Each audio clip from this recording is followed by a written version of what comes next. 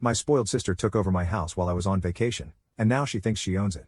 My sister and I never had a very good relationship.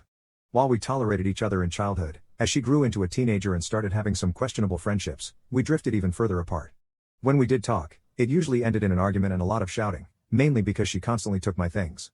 The bigger issue was that my parents always considered her the favorite because my sister was born with difficulties. She no longer has those difficulties, but my parents still treat her like a golden child who should never be touched. So when she took my things, I just had to let it go. I eventually learned to better safeguard my belongings, lock my bedroom door when leaving the house, and hide the key, not tell her when I earned money, and so on. Everything was fine until, approaching my 18th birthday, I often saw my parents giving me strange looks and having secret discussions with my sister, where it was clear they were uncomfortable and she was leading the conversation.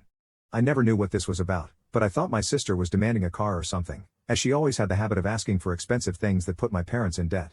Unfortunately, it wasn't that. When I turned 18, my parents sat me down in the living room and told me they had something very serious to say. They explained that my sister wanted a bigger space, but they didn't want her to move out since she was a very fragile girl. So, they decided to make her room a bit larger.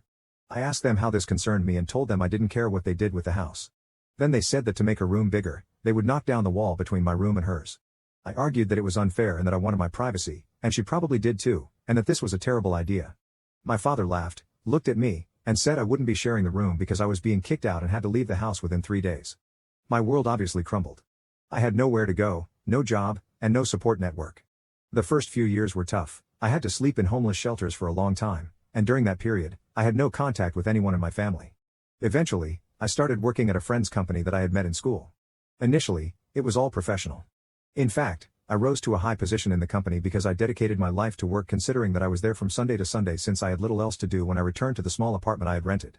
However, over time, my friend and I started dating, which evolved into a marriage, and now we are happily married. I started my own company, and my wife continued with hers, and we are doing very well. Finally, my wife and I bought a relatively nice house in a good neighborhood.